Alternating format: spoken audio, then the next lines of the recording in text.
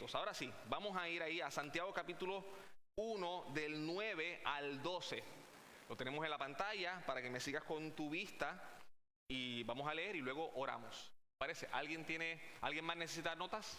¿Alguien más? ¿Estamos bien? ¿Sí? Muy bien.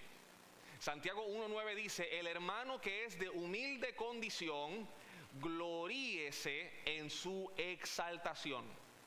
Verso 10, pero el que es rico en su humillación, porque él pasará como la flor de la hierba. Verso 11 dice: porque cuando sale el sol con calor abrasador, la hierba se seca, su flor se cae y perece su hermosa apariencia. Así también se marchitará el rico en todas sus empresas. Verso 12 dice: bienaventurado el varón o la persona que soporta la tentación, porque cuando haya resistido la prueba, recibirá la corona de vida que Dios ha prometido a los que le aman.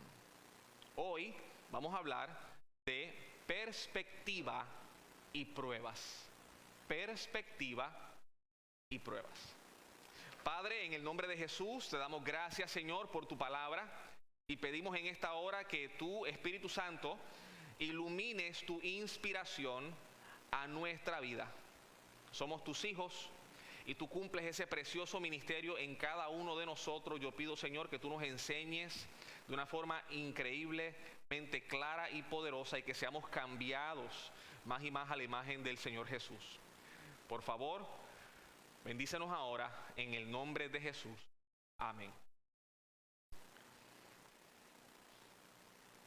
Hemos estado ya hace un par de mensajes hablando de pruebas.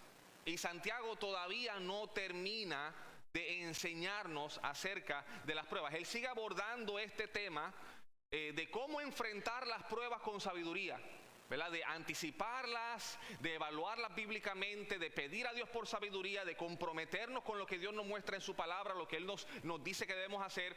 Y hoy Él va a continuar en ese tema. En este pasaje Él ofrece una enseñanza específica para dos grupos de personas. Él habla específicamente de los pobres, ¿verdad? Los hermanos de humilde condición, y de los ricos, cristianos ricos.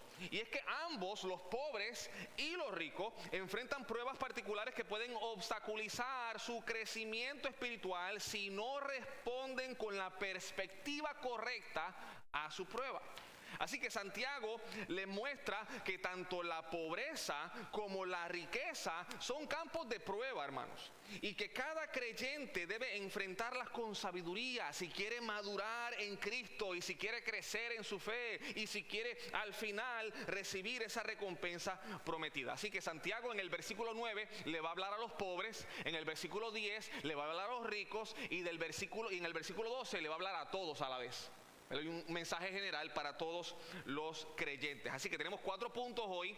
El primero, rápidamente: en las pruebas, los pobres deben gloriarse en su exaltación. Y es que es textual, esto está clarísimo, míralo ahí. Santiago 1:9 dice: el hermano que es de humilde condición, gloríese en su ¿qué? En su exaltación. Así que Santiago aquí le habla al hermano de humilde condición, y él está refiriéndose principalmente a los que son económicamente pobres, ¿verdad? A los que son financieramente pobres, pero esto también puede incluir a toda persona que carece, a toda persona que tiene menos influencia, o menos educación, o menos salud, o menos aceptación social. Toda persona que carece, toda persona que padece necesidad está incluida en esta frase, el de humilde condición. Y aquí Santiago dice: el hermano que es de humilde condición, gloríese en su exaltación. Nos preguntamos ¿por qué? ¿Por qué gloriarse en su exaltación? ¿O a qué se refiere Santiago con la exaltación?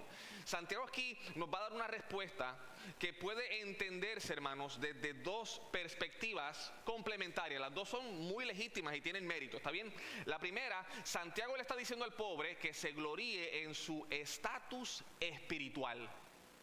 que se gloríe en quien es espiritualmente hablando, ¿verdad? Porque aunque el mundo los menosprecie, los pobres deben recordar su posición en Cristo, deben recordar su identidad en Cristo, deben recordar su riqueza en Cristo, su conexión con el Salvador. Y esto contrasta con lo que la sociedad valora, ¿verdad?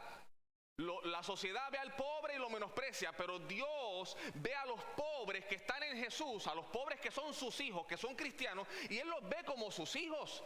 Él los ve como herederos del reino. Él los ve como espiritualmente ricos. Y hermano, si tú estás pasando por alguna necesidad, ya sea material o física o la que sea, ¿verdad? Escúchame bien, tú tienes que gloriarte en tu exaltación, en quien eres y lo que tienes en Cristo, o sea, espiritualmente hablando. Imaginemos a una persona mayor, ¿verdad? Un anciano que apenas tiene para vivir. Podríamos decir, este anciano es pobre, este anciano carece, ¿verdad que sí? Y le cuesta vivir, le cuesta el día a día. Sin embargo, sirve con amor y con fidelidad a su Señor todos los días.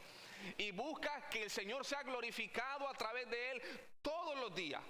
Escúchame bien, aunque él no tiene nada ante los ojos del mundo, ante Dios, este hermano anciano, pobre, carente, es un gigante de la fe. Y su servicio tiene gran valor para el Señor. Y Dios lo ve, y lo ve no pobre, lo ve rico en Jesús. Piensa conmigo en un momento por esto. Piensa en esto, mira. Cristo mismo fue pobre cuando estuvo en esta tierra. De hecho, en 2 Corintios se nos dice de que Él dejó su gloria, dejó la riqueza en gloria y se hizo pobre para que nosotros a través de su pobreza fuéramos enriquecidos. Cristo fue pobre. Él fue despreciado. Él fue humillado. Y nos preguntamos, ¿será que por eso entonces Jesús valía menos? ¿Jesús era menos importante porque fue pobre? No, señores, de ninguna manera. O sea, su verdadera gloria y riqueza estaba en quién era, en su identidad celestial. Él sabía que Él era el Hijo de Dios. Él sabía que Él era Dios el Hijo. Él era el creador de todas las cosas, el dueño del universo, el único salvador del mundo. Él lo sabía bien, lo tenía claro, hermanos. Y así mismo tiene que pasar contigo y conmigo. Ante la dificultad, la pobreza, la carencia, la necesidad, tú y yo tenemos que recordar que somos ricos en Jesús. Mira, si tú eres pobre o careces en alguna área o te sientes marginado en alguna área, escúchame, no midas tu valor por lo que tienes, por lo que posees. No, tu exaltación está en el hecho, en la realidad de que tú eres amado por Dios y que tú has sido adoptado por Dios y que tú has sido destinado un día a estar con Dios para siempre, reinando con Cristo. Tú eres más que rico, tú estás sentado en lugares celestiales con Cristo Jesús. Tú has sido bendecido con toda bendición espiritual en los lugares celestiales en Cristo Jesús. Esa es tu realidad, esa es tu identidad. Eso es quien eres, sin olvidar que tal vez estás pasando necesidad aquí. Quien eres espiritualmente hablando. Entonces podríamos decir, gloríate, ¿verdad?, en tu estatus espiritual. Pero otra forma de verlo es gloriarte en los beneficios espirituales de la pobreza. Y es que sé que suena loco, pero la pobreza tiene beneficio, ¿verdad? Porque Santiago coge este versículo y lo conecta con los versículos del 2 al 4, donde él nos enseñó que las pruebas producen en nosotros algo bueno. Producen paciencia, producen madurez espiritual, nos hacen más como Jesús. Y en este sentido, los pobres tenemos que alegrarnos cuando estamos en las pruebas, porque las pruebas nos acercan más a Dios, hermanos. Las pruebas nos hacen depender más de Dios. Piensa en un hermano, un hijo de Dios, una hija de Dios que no tiene recursos, no puede confiar en su riqueza porque no tiene ninguna. ¿Qué hace? Día tras día, momento tras momento, depende de su Dios. Depende del Señor, se acerca a Él para cada necesidad y esa dependencia lo hace más fuerte en la fe, lo hace perseverante y al final te llena de gratitud con tu Dios porque Él es fiel y Él provee, amén, Él te cuida. pero tú te acercas porque te hace falta, porque necesitas y dependes de Dios.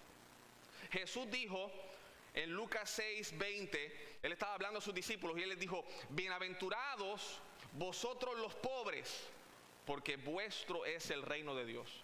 Y cuando Jesús dijo bienaventurados vosotros los pobres, aquí en Lucas 6, no era lo mismo que cuando Jesús dijo bienaventurados los pobres en espíritu, en Mateo 5, o cuando hablaba de los pobres en otro sentido. Aquí estaba hablando de aquellos discípulos que tenían, si eran ricos o no, estaban bien, pero abandonaron todo por seguir a su Señor. Abandonaron lo poquito o lo mucho que tenían por servir a la causa del Señor Jesús y seguirle. ¿Ok? Y Jesús dice: ellos son bienaventurados. Son exaltados. En su situación terrenal son exaltados. En Marcos capítulo 10 nosotros encontramos a Bartimeo. No sé si alguna vez has leído de Bartimeo, si conoces este personaje bíblico. Bartimeo era un hombre ciego, marginado por la sociedad y reducido a mendigar a la orilla del camino. Nadie lo tomaba en serio, nadie lo notaba, a nadie le importaba. De hecho, cuando él clamaba a Jesús, muchos lo reprendieron y le dijeron: cállate, no molestes al maestro, ¿qué tú haces? Pero sabes, él insistió con fe y él decía: Jesús, hijo de David, ten misericordia de mí. Y entonces Jesús se detuvo. Un cuadro poderoso, hermanos. Nadie le prestaba atención a este ciego tirado ahí a la orilla de la calle, pero Jesús le prestó atención. Jesús se detuvo y Jesús lo llama, y no solamente lo sana, sino que también lo restaura espiritualmente. Jesús le dice: tu fe te ha salvado. Y hermano, escúcheme bien, aunque ante el mundo Bartimeo no valía nada, Jesús lo exaltó. Jesús lo exaltó, y así también el creyente pobre, o el creyente que carece, o el creyente que sufre necesidad, puede gloriarse en que ha sido escuchado por Dios y ha sido sanado espiritualmente y ha sido llamado a servir al Rey del universo. Tú tienes que gloriarte en tu exaltación, en tu situación espiritual, ya sea en tu estatus o en el fruto, el beneficio de tu prueba de pobreza. Tu verdadera exaltación, hermanos, está en tu fe y en el amor de Dios por ti. Amén. Así que primero, el rico debe gloriarse en su exaltación. Pero en segundo lugar, en las pruebas, los ricos deben gloriarse en su humillación. Yo dije los ricos, dije los pobres. El primero, los pobres deben gloriarse en su exaltación. Ahora sí, ¿verdad?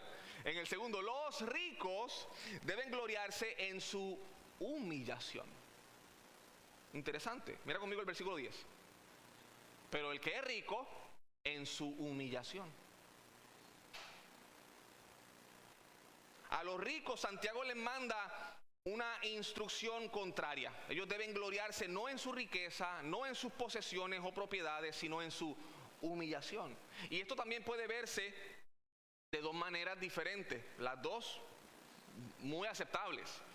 La primera puede verse como gloriarse en su identidad como un siervo de Dios, como un siervo de Cristo, ¿verdad? Porque aunque el mundo los exalta, los ricos creyentes deben recordar que siguen a un Salvador que fue pobre, que fue rechazado y últimamente hasta crucificado. No pueden olvidar eso.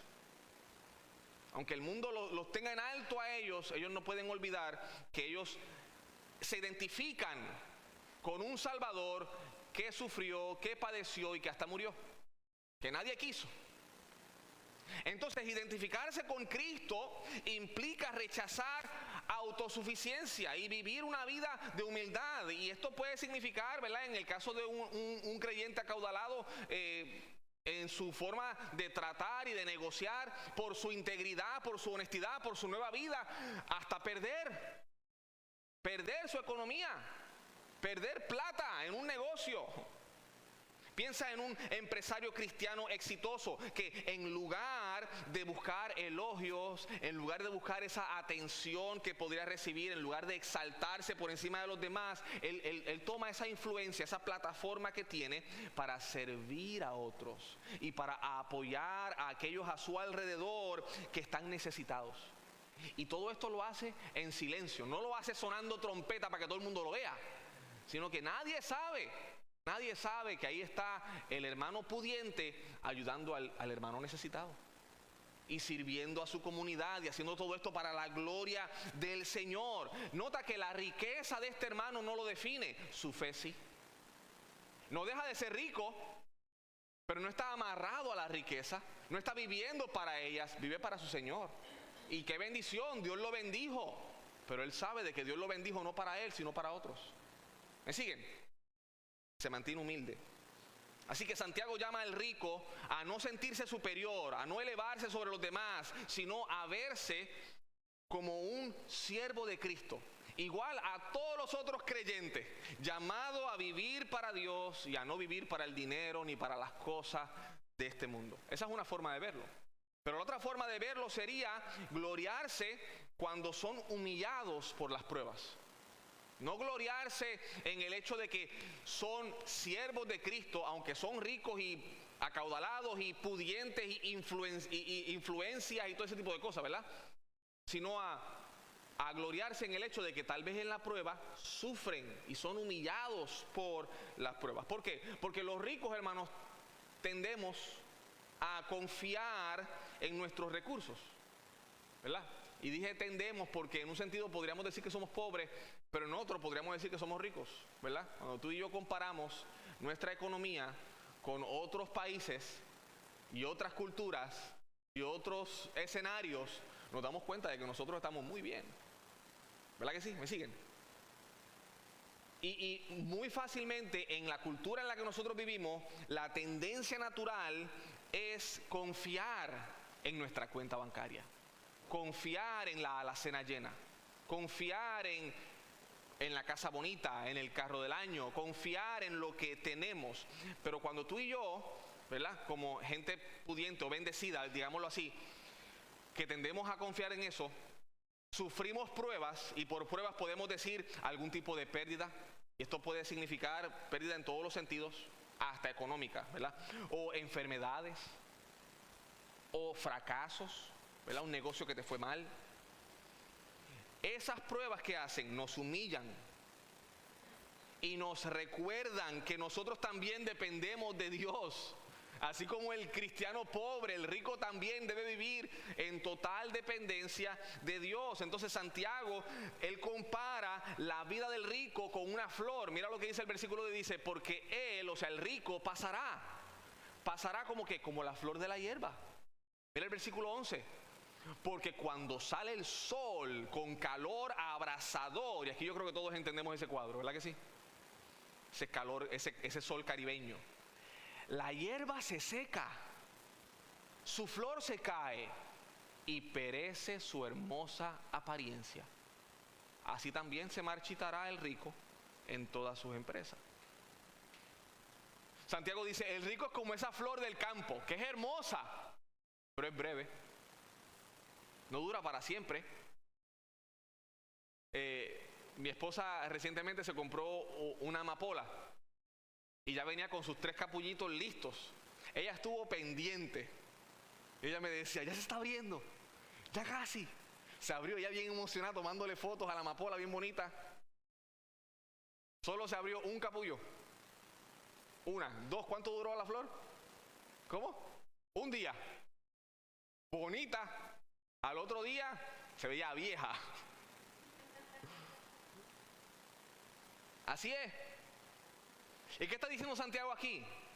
Él está diciendo, las riquezas vuelan, son inciertas, son efímeras. No podemos confiar en lo temporal, sino en lo eterno. No pongas tu confianza en lo que tienes.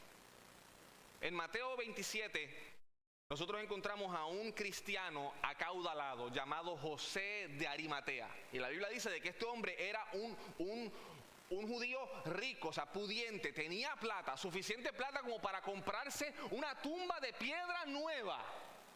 Eso nada más revelaba que tenía estatus. Este hombre tenía plata, ¿ok? Pero él confió en Jesús. Siendo un hombre influyente, miembro del concilio, siendo un hombre político con influencia social, él confió en Jesús como su Salvador. Y él se identificó con Cristo en el momento más vergonzoso. Él se identificó con Cristo en la cruz. Él, mientras los discípulos huyeron, él fue y valientemente pidió el cuerpo de Jesús. Y lo bajaron y él se lo llevó y lo puso a que tú no sabes dónde. En su propia tumba nueva de piedra. No sé si entienden lo que está pasando ahí. En esta sola acción, José de Arimatea se humilló a sí mismo voluntariamente. Él se asoció con un hombre condenado. Él renunció a todo prestigio para honrar a su Señor. Y hermanos, el creyente rico debe gloriarse no en su posición, no en lo que tiene aquí en esta tierra, sino en el poder humillarse por amor de su Señor, por amor de Cristo. José de Arimatea, él entendió que su verdadero tesoro no era su tumba de piedra nueva, no, era el Cristo que estaba dentro de aquella tumba. Él sabía que Cristo valía más que todo lo que él tenía en esta tierra. Entonces esa es la pregunta que hay para nosotros. ¿Qué vale más para ti? ¿Qué vale más para ti? ¿Esta vida y lo que estás acumulando en esta vida o el Señor que perdonó todos tus pecados, que salvó tu alma, que te escribió tu nombre en el libro de la vida, que te dio una vida nueva, que quiere que tú seas su siervo en esta tierra? Un día te ha prometido que vas a estar con él por la eternidad. ¿Qué vale más? ¿Qué vale más? El pobre debe gloriarse en su exaltación. El rico debe gloriarse en su humillación. Pero ahora vamos a hablarle a todos. Ahora esto es en general, ¿verdad? Número 3, en las pruebas, todo creyente, rico o pobre, no importa, todo creyente debe enfocarse en la recompensa de Dios. Debe enfocarse en la recompensa de Dios. Mira conmigo el versículo 12. El versículo 12 dice: bienaventurado el varón o la persona, ¿verdad?, que soporta la tentación, porque cuando haya resistido la prueba, recibirá la corona de vida que Dios ha prometido a los que le aman. Santiago le habla a los pobres, luego le habla a los ricos, y entonces ahora dirige su mensaje a todos. Y él dice: dichoso será, verdaderamente feliz será, grandemente bendecido será el que persevere bajo la prueba, porque va a recibir la corona de la vida. Y aquí, hermanos, yo veo dos bendiciones. Nosotros tocamos una de ellas en uno de los mensajes anteriores, y es que nosotros tenemos la bendición presente de Dios en la prueba. Escúchame, Dios bendice a quienes perseveran en la prueba. Dios les da fuerza, Dios les da gozo en su prueba, Dios les da paciencia. Ellos desarrollan el carácter de Cristo en sus vidas, se parecen más a Jesús. Y estas bendiciones, hermanos, no son solo futuras, ya están activas ahora mismo mientras tú estás pasando la prueba. Mientras tú estás pasando por el tiempo difícil, Dios te está bendiciendo, su gracia está contigo, Él no te deja. Piensa en una madre soltera, por ejemplo, que enfrenta muchas dificultades, pero que encuentra fuerza cada día mientras camina con el Señor Jesús y pasa tiempo en oración y se apoya con sus hermanos y sus hermanas, ¿verdad?, su comunidad de fe, la iglesia, el pueblo cristiano, y entonces se llena de esperanza al saber que Dios ha prometido que la va a cuidar y que va a proveer para todas sus necesidades. Eso es una bendición, hermanos, y esa bendición la disfrutamos ahora en la prueba, saber que Dios da su gracia y Dios te da todo lo que tú necesitas para tú vencer tu prueba, para tú salir al otro lado aprobado, para que tú no caigas, ¿ok? Pero también está la bendición futura, y la bendición futura en este texto es que el que resista recibirá una corona, la corona de vida. hay grupos que piensan en esta corona de dos formas diferentes. Hay unos que piensan que esta corona se está refiriendo a la vida eterna en sí, ¿verdad? Algunos creen que esta corona representa el hecho de que tú y yo, cuando terminemos esta vida, vamos a abrir nuestros ojos en el cielo. O sea, perseverar en las pruebas demuestra que nuestra fe es verdadera. Y no significa que nuestra salvación se gane, sino que entonces esta es la evidencia. La evidencia es que somos fieles a Dios a través de la prueba. Entonces ellos dicen, la corona es que tú vas a llegar al cielo. Y cuando tú estás allá en el cielo, esa es la corona. El hecho de que tú vas a vivir eternamente con Dios. Otros creemos que esta corona es una recompensa, algo aparte, algo adicional a aquellos que perseveran, a aquellos que son fieles en la prueba. Porque así como hay diferentes recompensas en el cielo, ¿verdad? Por ejemplo, en Mateo 5 Jesús dijo, bienaventurados sois cuando ustedes sean vituperados y sufran por causa de mí, porque grande es su galardón en los cielos. Eso él hizo distinción. Y así como va a haber diferentes recompensas en el cielo, esta corona sería una recompensa especial por soportar pruebas con amor y con fidelidad y atravesarla. ¿Está bien? Así como los atletas, ¿verdad? ¿Alguien aquí le gusta correr? ¿Alguien aquí le gustan las carreras? Kevin, ¿no te gusta correr? ¿No? Man. No sé si ustedes vieron que Puerto Rico acaba de batir la marca de 10 segundos en los 100 metros. Y creo que esto es a nivel mundial. Es la primera vez que Puerto Rico bate la marca, o sea, corre 100 metros en menos de 10 segundos. Tremendo. Eso a mí me pareció muy chévere. Puerto Rico ahí poniéndose en alto. Pero tú sabes que todos los que corren en una carrera, todos corren y todos llegan a la meta, pero no todos reciben la misma medalla, ¿verdad que no? Tenemos medallas de oro, tenemos medallas de plata, medallas de bronce, ¿verdad? Primero, segundo y tercer lugar, y son premiados de acuerdo con su desempeño. El que quedó tercero no se lleva la de oro. No, la de oro es para el que quedó primero. Entonces, de la misma forma en que los que corren y todos cruzan la meta, por su desempeño, unos van a recibir oro, otros plata y otros bronce. Algunos se van a quedar sin nada. Pues así es como nosotros vemos esta corona. Pablo en 2 de Corintios 4 dice que en nuestras tribulaciones, que son temporeras, son momentáneas, no duran para siempre, hermanos. Hay un refrán que nosotros usamos bastante aquí, ¿verdad? Que no hay mal que dure 100 años, ni cuerpo que lo resista. Sí, o sea, esto no va a durar para siempre. Lo que tú estás enfrentando ahora, tu tiempo difícil, eso tiene su tiempo. Ahora, tú tienes que aprobar esa prueba.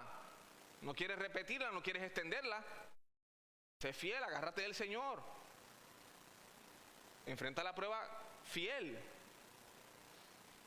Pues Pablo dice, nuestras tribulaciones momentáneas producen en nosotros un cada vez más excelente y eterno peso de gloria. Esto podría significar que nosotros somos premiados de acuerdo a nuestro desempeño espiritual, y eso es una bendición. Así que Santiago aquí dice, tú como cristiano, tú tienes que enfocarte en la recompensa. Dios ha prometido recompensarte. Así que enfrenta tu prueba, vence tu prueba. ¿Está bien? Sé fiel. Pero hay otra cosa que yo quiero enfocar en este versículo, y es esa última frase. Que esa recompensa prometida se prometió a los que ¿qué? A los que le aman, a los que aman a Dios. Así que punto número 4, en las pruebas los creyentes deben enfocarse en su amor a Dios. En su amor al Señor. Santiago aquí dice de que la recompensa es para los que le aman, los que aman a Dios. Y ese amor no solo es el resultado de la fe, hermanos, sino que es la mayor motivación para perseverar, para resistir en la prueba y en la tentación. O sea, el poder del amor hacia Dios, lo que puede lograr tu amor a Dios en medio de tu prueba o de tu tentación. Yo quiero leerte 2 citas que encontré, me parecieron muy buenas. La primera, David Guzik dice lo siguiente, dice, algunos resisten la tentación por temor al hombre. El ladrón de repente se vuelve honesto al ver a un policía, ¿verdad? Personas controlan su lujuria porque no soportan el pensamiento de ser descubiertos y avergonzados públicamente. Otros resisten la tentación de un pecado por el poder de otro pecado, ¿verdad? El avaro y codicioso deja de irse de fiestas porque no quiere gastar el dinero. Pero el mejor motivo para resistir la tentación es amarlo. Amarlo con mayor poder y pasión de lo que tú amas tu propio pecado. Tremendo. Amar a Dios más de lo que amas tu pecado. Charles Spurgeon lo dijo así: así que quienes soportan la prueba y tentación correctamente, la soportan porque aman a Dios. O sea, se dicen a sí mismos: ¿cómo puedo cometer esta gran maldad y pecar contra Dios? No sé si reconocen esa pregunta. Alguien en la Biblia hizo esa misma pregunta. No pueden caer en su pecado porque entristecerían a quien los ama tanto y a quien aman con todo su corazón. El amor es poderoso, hermanos.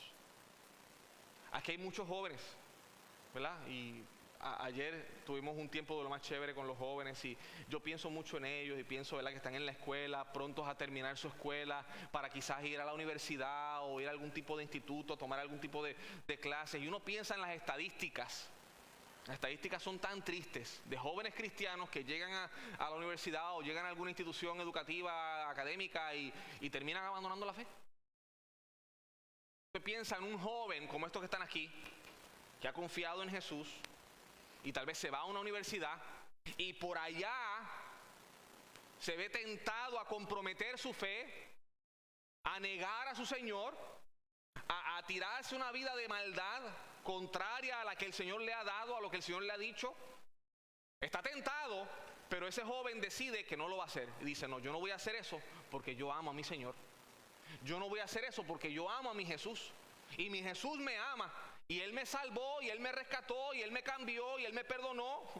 Escúchame, ese amor va a sostener a ese joven cuando todos los demás decidan caer en la tentación.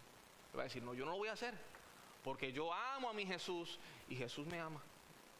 Y hermanos, ese amor se cultiva pasando tiempo con Dios, caminando con Dios y viviendo con Dios, pero también viviendo para Dios, sirviéndole.